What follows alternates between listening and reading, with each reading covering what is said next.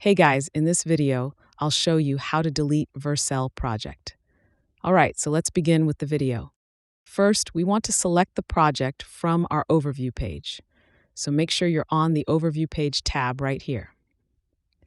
Then you want to select a project that you would like to delete. So for example, let's say we want to delete this project right here.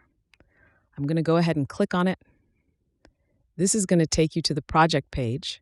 And what we want to do is go to the settings right here. From here, we want to scroll to the bottom of the page until we see a section that says Delete Project.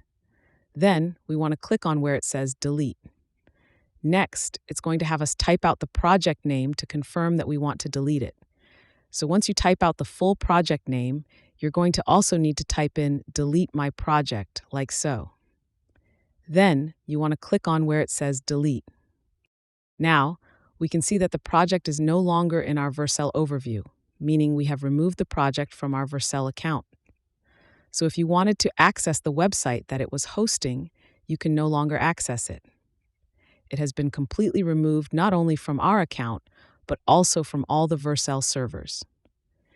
You will no longer be able to access it until you add it once more again by going to the Add New button at the top right and adding the project manually.